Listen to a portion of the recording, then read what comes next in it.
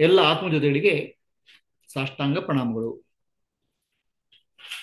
ಗುರುಗೀತೆಯ ಇಂದಿನ ಚಿಂತನೆಗೆ ತಮ್ಮೆಲ್ಲರಿಗೂ ಸ್ವಾಗತ.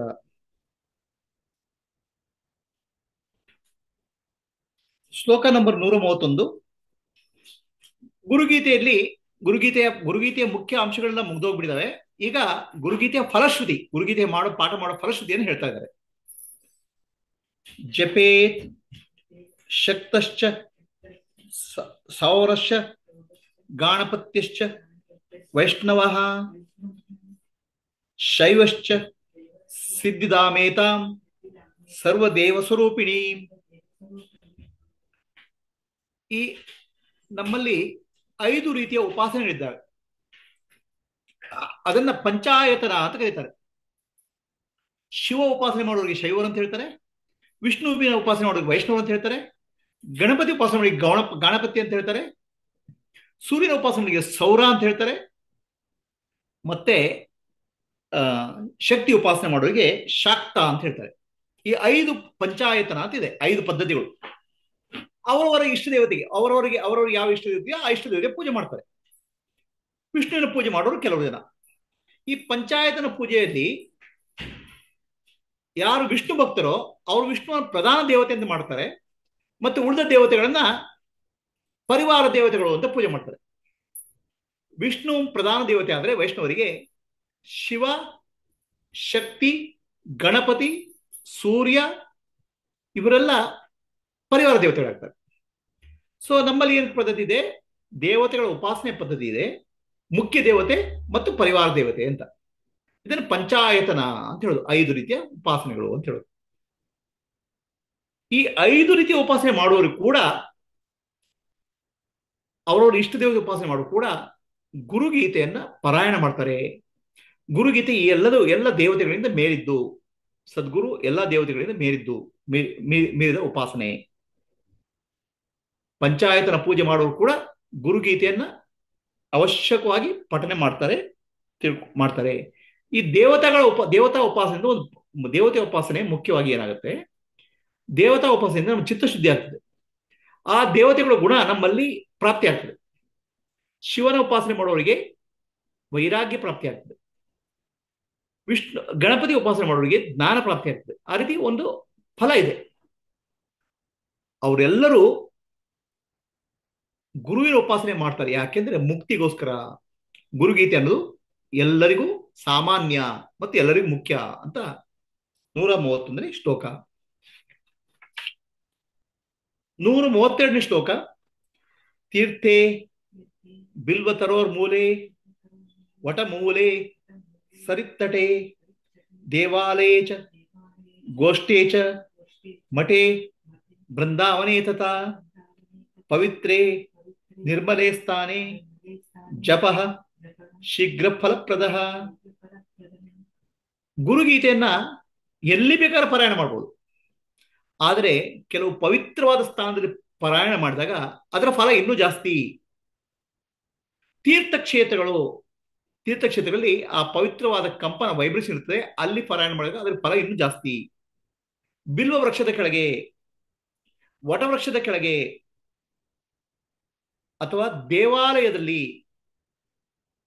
ಅಥವಾ ಮಠದಲ್ಲಿ, ಅಥವಾ ಬೃಂದಾವನದಲ್ಲಿ, ತುಳಸಿ ಗಿಡ ಇರೋ ಬೃಂದಾವನದಲ್ಲಿ, ಪವಿತ್ರವಾದ ನಿರ್ಮಲವಾದ ಸ್ಥಾನದಲ್ಲಿ ಜಪ ಮಾಡಿದಾಗ ಗುರುಗೀತೆಯ ಫಲ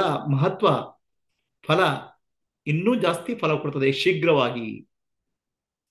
ಗುರುಗೀತೆ ಎಲ್ಲಿ ಪಾರಾಯಣ ಮಾಡಬಹುದು, ಆದರೆ ಈ ಪವಿತ್ರ ಸ್ಥಾನ ಮಾಡಿದಾಗ ಅದರ ಫಲ ಇನ್ನೂ ಜಾಸ್ತಿ. 132ನೇ ಶ್ಲೋಕ. ಅದು 133ನೇ ಶ್ಲೋಕ. ಶಾಂತ್ಯರ್ಥೆ ಧಾರಯೇತ್ ಶುಕ್ಲಂ ವಸ್ತ್ರಂ ವಶ್ಯೇತರಕ್ತಿಮಂ ಅಭಿಚಾರೇ ನೀಲವರ್ಣಂ ಪೀತವರ್ಣಂ ಧನಾಗಮೇ ಗುರುಭಕ್ತೋ ಭವೇತ್ ಶೀಘ್ರಂ ಗುರುಗೀತಾ ಜಪೇನತು. ಗುರುಗೀತೆ ಪಾರಾಯಣ ಮಾಡಬೇಕಾದ್ರೆ ಕೆಲವರು ಮುಕ್ತಿಗೋಸ್ಕರ ಮಾಡ್ತಾರೆ, ಕೆಲವರು ಮುಕ್ತಿಗೋಸ್ಕರ ಮಾಡ್ತಾರೆ. ಕಾಮ್ಯಕರ್ಮ ಸಿದ್ಧಿ ಪ್ರಾಪ್ತಿಗೋಸ್ಕರ, ಕೆಲವರು ಮುಕ್ತಿಗೋಸ್ಕರ. ಶಾಂತಿಗೋಸ್ಕರ ಮನಸ್ಸಿಗೆ ಶಾಂತಿ ಬೇಕು, ಮುಕ್ತಿ ಬೇಕು ಅಂತ ಯಾರು ಪಾರಾಯಣ ಮಾಡಬೇಕು ಅವರು ಬಿಳಿ ಬಟ್ಟೆಯನ್ನು ಧರಿಸಿ ಪಾರಾಯಣ ಮಾಡಬೇಕು. ಯಾಕಂದ್ರೆ ಆ ಬಟ್ಟೆಯನ್ನು ಧರಿಸಿದಾಗ ಆ ಬಟ್ಟೆಯ ವೈಬ್ರೇಷನ್ ನಮಗೆ ಮನಸ್ಸಿಗೆ ಶಾಂತಿಗೆ ಅನುಕೂಲ ಮಾಡಿಕೊಡ್ತದೆ. ವಶ್ಯೇತ ಪ್ರಪಂಚದಲ್ಲಿ ಯಾವುದರ ಅಧಿಕಾರ ಪ್ರಾಪ್ತಿ ಆಗ್ಬೇಕು, ಅವರು ರಕ್ತವರ್ಣದ ಬಟ್ಟೆಯನ್ನು ಧರಿಸ್ಕೊಳ್ಬೇಕು. ರಕ್ತವರ್ಣ ಅಧಿಕಾರ ಪ್ರಾಪ್ತಿಗೋಸ್ಕರ ಗುರುಗೀತೆ ಪ್ರಾರಂಭ ಮಾಡೋಕೆ ರಕ್ತವರ್ಣದ ಬಟ್ಟೆಯನ್ನು ಧರಿಸಬೇಕು. ಈಗ ಇದು ಇರ್ತದೆ, ಯಾವ್ದು ಭೂತ ಪ್ರೇತ ಪಿಶಾಚಿಗಳನ್ನು ಓಡಿಸುವ ಮನೆಯಿಂದಾಗ್ಲಿ ಯಾರ ಮೈ ಮೇಲೆ ಬಂದವರ ದೇಗುವಾಗ ಅಂತ ಭೂತ ಪ್ರೇತ ಪಿಶಾಚಿಗಳನ್ನು ನಿವಾರಣೆ ಮಾಡ್ಬೇಕಾದ್ರೆ ಗುರುಗೀತೆ ಪಾರಾಯಣ ಬೇಕಾದ್ರೆ ನೀಲವರ್ಣದ ಬಟ್ಟೆಯನ್ನು ಧರಿಸಬೇಕು. ಯಾರು ದುಡ್ಡು ಬೇಕು, ಸಂಪತ್ತು ಬೇಕು, ಇದರ ಆಶೆಯಿಂದ ಮಾಡ್ತಾರೆ ಅವರು ಹಳದಿ ಬಣ್ಣದ ಬಟ್ಟೆಯನ್ನು ಧರಿಸಬೇಕು ಗುರುಗೀತೆ ಪಾರಾಯಣ ಸಮಯದಲ್ಲಿ. ಈ ಗುರುಗೀತೆ ಪಾರಾಯಣ ಭಕ್ತಿಗೋಸ್ಕರ ಮಾಡ್ತಾರೆ, ಅದು ನಿಜವಾಗಿ ಮಾಡ್ತಾ ಮಾಡ್ತಾ ಗುರುಭಕ್ತಿ ಪ್ರಾಪ್ತಿಯಾಗಿ ಕಡೆಗೆ ಶೀಘ್ರವಾಗಿ ಗುರುಭಕ್ತಿಯಿಂದ ಮುಕ್ತಿಯ ಕಡೆಗೆ ಜ್ಞಾನ ಹೋಗ್ತದೆ. ಧನ್ಯಾ ಮಾತಾ ಪಿತಾ ಧನ್ಯೋ ಧನ್ಯಾ ವಂಶ ಜನ ಅಪಿ ಧನ್ಯಾ ಚ ವಸುಧಾ ಯತ್ರ ಗುರುಭಕ್ತ ಪ್ರಜಾಯತೆ. ಗುರುಭಕ್ತಿಯನ್ನು ಸಾಮಾನ್ಯವಾಗಿ ಎಲ್ರಿಗೂ ಬರಲ್ಲ. ಗುರುಭಕ್ತಿ ಬರೋದು ಆ ಜೀವ ಒಂದು ಪಕ್ವವಾಗಿ ಮುಕ್ತಿ ಮಾರ್ಗಕ್ಕೆ ಕಾಯ್ತಾ ಇರುವಾಗ ಆ ಗುರುಭಕ್ತನಾಗ್ತಾನೆ ಅವನು. ಅಂತ ತಾಯಿ ಆ ಗುರುಭಕ್ತನನ್ನು ಹೆತ್ತ ತಂದೆ ತಾಯಿಯರು ಧನ್ಯರು, ಅವನ ವಂಶ ಧನ್ಯ, ಅವನು ಹುಟ್ಟಿದ ಜಾಗ ಧನ್ಯ. ಎಲ್ಲಿ ಗುರುಭಕ್ತ ಹುಡ್ತಾನೆ.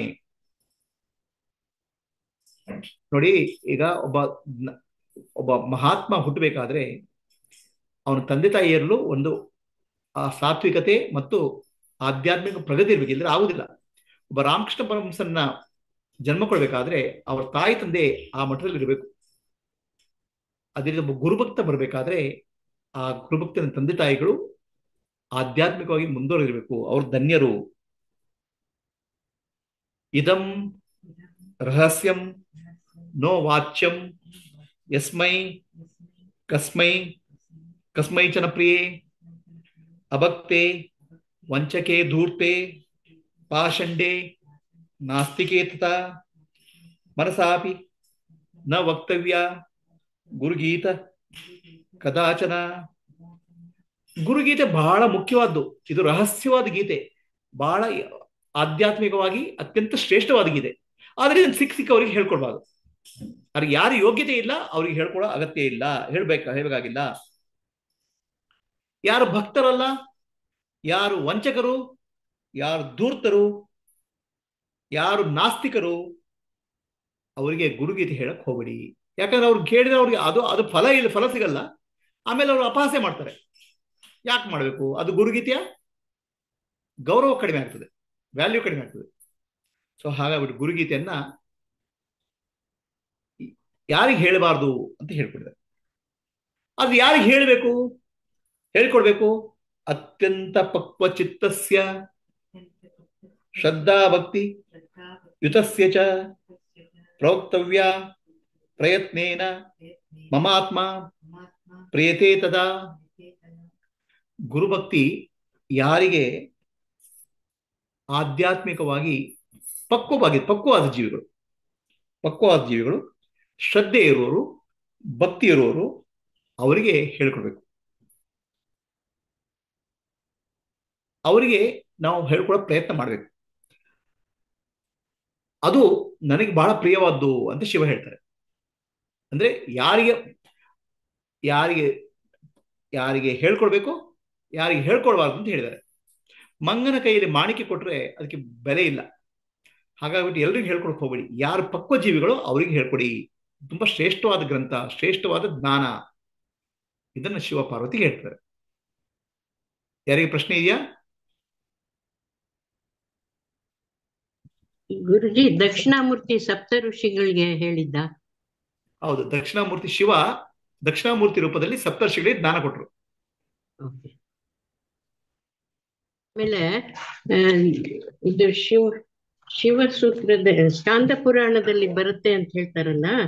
ಹೌದು ಇದು ಸ್ಕಾಂದ ಪುರಾಣ ವೇದವ್ಯಾಸರೇ ಬರೆದಿದ್ದು. ಹೌದು ಹೌದು 18 ಪುರಾಣಗಳಲ್ಲಿ ಅಲ್ಲಲ್ಲ, 6. ವೇದವ್ಯಾಸ ಪುರಾಣಗಳು ವೇದವ್ಯಾಸ ಬರ್ದಲ್ಲ. ನೋಡಿ, ಇದು ಶಿವ ಪಾರ್ವತಿ ಹೇಳಿದ್ದು. ವೇದವ್ಯಾಸರನ್ನ ರೆಕಾರ್ಡ್ ಮಾಡಿದಾರೆ ಅಷ್ಟೇ. ವೇದವ್ಯಾಸರದನ್ನ ಬರ್ದಿದ್ದಂತ ಹೇಳಿದ್ರೆ ರೆಕಾರ್ಡ್ ಮಾಡಿದಾರೆ ಅಷ್ಟೇ. ರೆಕಾರ್ಡ್ ಮಾಡಿದ್ದು. ಹೌದು ಇದು ಶಿವ ಪಾರ್ವತಿ ಹೇಳಿದ್ದು. ಹೌದು ಅಂತ ಇವರು ರೆಕಾರ್ಡ್ ಮಾಡಿದ್ದಾರೆ. ಹೌದು ಅಂತ ವೇದವ್ಯಾಸರು ರೆಕಾರ್ಡ್ ಮಾಡಿದ್ದಾರೆ ಅದನ್ನ. ಸ್ಕಾಂದ ವೇದವ್ಯಾಸರ ಪುರಾಣ ಬರ್ದಿಲ್ಲ. ಶಿವ ಪಾರ್ವತಿ ಹೀಗೆ ಹೇಳಿದ್ದಾರೆ ಅಂತ ರೆಕಾರ್ಡ್ ಮಾಡಿದ್ದಾರೆ ಅಷ್ಟೇ. ಅದೇ ಸ್ಕಾಂದ ಪುರಾಣದಲ್ಲಿ ಮಾಡಿದ್ದಾರೆ. ಸ್ಕಾಂದ ಪುರಾಣದಲ್ಲಿ ಬರ್ತದೆ. ಹೌದು, ಗುರುಗೀತೆ.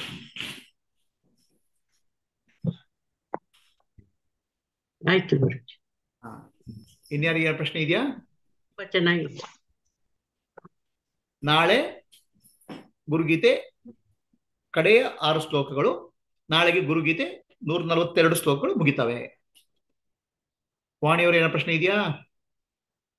ಹರಿ ಓಂ ಪ್ರಭುಜಿ. ಹರಿ ಓಂ ಪ್ರಭುಜಿ, ಕೆಂಪು ವಸ್ತ್ರ, ಹಳದಿ ವಸ್ತ್ರ ಅದೆಲ್ಲ ಹೌದು. ಹೇಳಿದ್ರಲ್ಲ, ಅದಕ್ಕೆಲ್ಲ ಏನಾದ್ರು ಆಧ್ಯಾತ್ಮಿಕ ಅರ್ಥ ಇದೆಯಾ? ಆಧ್ಯಾತ್ಮಿಕ ಅರ್ಥ ಅಂತಲ್ಲ. ಅದೇನಂದ್ರೆ ಅಧಿಕಾರಕ್ಕೆ ಇದೆಯಲ್ಲ, ಅಧಿಕಾರಕ್ಕೆ ಸಂಬಂಧಪಟ್ಟಾಗ ಆ ರಕ್ತವರ್ಣ ಅದು ವೈಬ್ರೇಷನ್ ಕ್ರಿಯೇಟ್ ಮಾಡ್ತದೆ. ಅಧಿಕಾರದ ವೈಬ್ರೇಷನ್, ದ ಫೀಲಿಂಗ್. ಅದು ನಾವೀಗ ಒಂದು ಡ್ರೆಸ್ ಹಾಕೊಡ್ತೀವಪ್ಪ. ಈಗ ಮದುವೆಗೆ ಒಂದು ಡ್ರೆಸ್ ಹಾಕೊಡ್ತೇವೆ, ಒಂದು ಸಿಲ್ಕ್ ಸ್ಯಾರಿ. ಏನ್ ಕೊಡ್ತದೆ? ಅದೊಂದು ಫ್ರೇಮ್ ಆಫ್ ಮೈಂಡ್ ಕೊಡ್ತದೆ. ಅದೇ ರೀತಿ ಆ ಬಿಳಿ ಬಟ್ಟೆ, ಕೆಂಪು ಬಟ್ಟೆ, ಇದಕ್ಕೆ ಆಧ್ಯಾತ್ಮಿಕ ಅಂತ ಸ್ಪೆಸಿಫಿಕ್ ಮೀನಿಂಗ್ ಇಲ್ಲ. ಬಟ್ ಏನಾಗುತ್ತೆ, ಆ ವೈಬ್ರೇಷನ್ ಇದೆಯಲ್ಲ, ಒಂದು ಫ್ರೇಮ್ ಆಫ್ ಮೈಂಡ್ ಕೊಡ್ತದೆ ಅದನ್ನ ಮಾಡುವಾಗ, ಸಾಧನೆ ಮಾಡುವಾಗ. Okay. I was wondering whether yellow is like ಜ್ಞಾನ. ಇಲ್ಲ, ಅದೆಲ್ಲ ಅದು ಆ ರೀತಿ ರಿಲೇಟ್ ಮಾಡೋ ಅಗತ್ಯ ಇಲ್ಲ. ಅವ್ರು ಏನ್ ಮಾಡಿದ್ದಾರೆ, ಆ ಫ್ರೇಮ್ ಆಫ್ ಮೈಂಡ್ ಇದು ಈ ಬಣ್ಣ ಹಾಕಿದಾಗ ಬರ್ತದೆ ಮಾಡಿದ್ದಾರೆ. Frame of mind, automatically you get tune to that activity. Frame of mind. ಹೌದು, ಎನರ್ಜಿ. Thank you. ಅಸತೋಮ ಸದ್ಗಮಯ ತಮಸೋಮ ಜ್ಯೋತಿರ್ಗಮಯ ಮೃತ್ಯೋರ್ಮ ಅಮೃತಂ ಗಮಯ. ಓಂ ಶಾಂತಿ ಶಾಂತಿ ಶಾಂತಿ.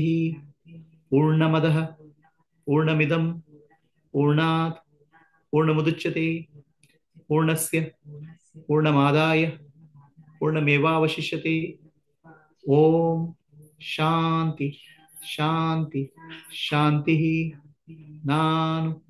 ನಾನೆಂಬುದು ನಾನಲ್ಲ, ಈ ದೇಹ ಮನಬುದ್ಧಿ ನಾನಲ್ಲ, ಸಚ್ಚಿದಾನಂದಾತ್ಮ ಶಿವನಾಮ್ನಾನೇ. ಶಿವೋಹಂ ಶಿವೋಹಂ ಶಿವೋಹಂ. ಆತ್ಮದರ್ಶನಂ ಬ್ರಹ್ಮದರ್ಶನಂ ಬ್ರಹ್ಮದರ್ಶನಂ ಸತ್ಯದರ್ಶನಂ. ಅಂತರ್ಜ್ಯೋತಿ ಬಹಿರ್ಜ್ಯೋತಿ ಪ್ರತ್ಯಕ್ ಜ್ಯೋತಿ ಪರಾತ್ಪರ ಜ್ಯೋತಿರೇವ ಜ್ಯೋತಿ ಸ್ವಯಂ ಜ್ಯೋತಿ ಆತ್ಮಜ್ಯೋತಿ. ಶಿವೋಸ್ಮ್ಯಹಂ. ಲೋಕಾಃ ಸಮಸ್ತಾಃ ಸುಖಿನೋ ಭವಂತು. ಲೋಕಾಃ ಸಮಸ್ತಾಃ ಸುಖಿನೋ ಭವಂತು. ಲೋಕಾಃ ಸಮಸ್ತಾಃ ಸುಖಿನೋ ಭವಂತು. ಹರಿ ಓಂ.